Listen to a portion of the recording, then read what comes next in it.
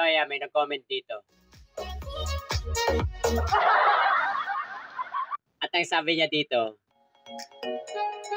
ang presidente walang pake sa atin.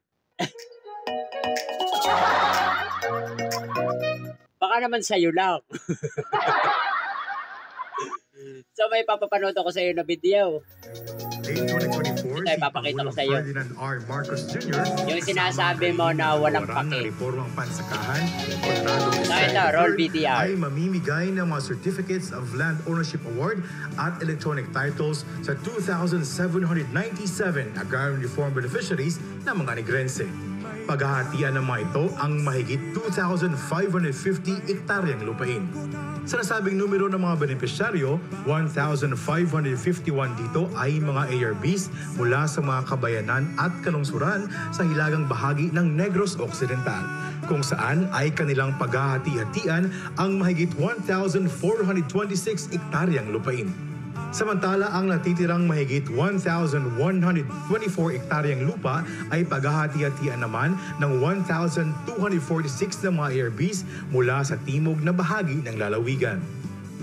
Maliban dito, halos 70 million pesos na halaga ng mga support services ang tatanggapin ng mga agrarian reform beneficiaries organizations mula sa lalawigan. 59 million pesos dito ay halaga ng mga farm-to-market roads sa lungsod ng Bacolod at tulay ng Pangulo para sa kaunlarang pang-agraryo sa lungsod ng Talisay. Samantala, ang natitirang halos 11 million pesos ay kinabibilangan ng mga makinarya at kagamitang pansaka kagaya ng traktora, mechanical thresher, floating tiller, hauling truck, grass cutter at marami pang iba. Totoo nga nasisikat ang bagong umaga kay Pangulong Ferdinand Bongbong Marcos Jr. Mabuhay po kayo. Mabuhay ang mga bagong bayani, ang ating mga agrarian reform beneficiaries.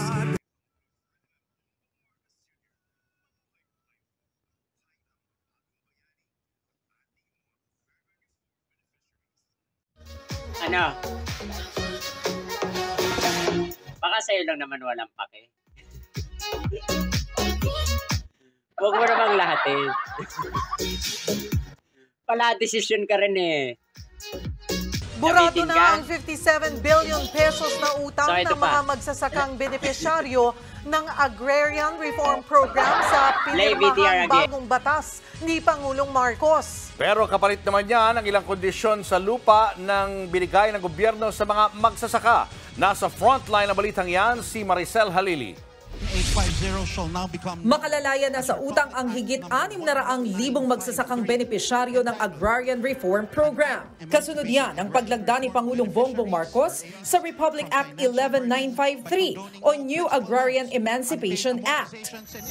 Parang ni-recreate pa ni PBBM ang pagpirma ng kanyang amang si dating Pangulong Ferdinand Marcos Sr. sa Presidential Decree No. 27 noong 1972 kung saan inabsuelto rin sa utang ang mga magsasaka. Sa ilalim ng bagong batas, hindi na pababayaran sa mga magsasaka ang amortization o buwan ng hulog sa lupa, pati na interes at surcharge.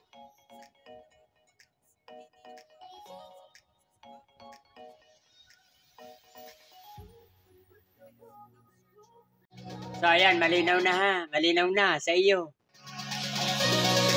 Baka sa'yo lang naman walang pake. Pala, desisyon ka eh. So anong masasabi mo doon? Nga ano? Nga. Huwag kang pala desisyon kasi. Palibasa, hindi ka nabigyan eh. Inggit yan. So ayan ha, matutong mag-search kung ano ba ang ginagawa ng kasalukuyang administrasyon ngayon para sa taong bayan. Huwag pala desisyon. So ayan, keep safe and God bless. Nawa ay maging masaya ka. Meow.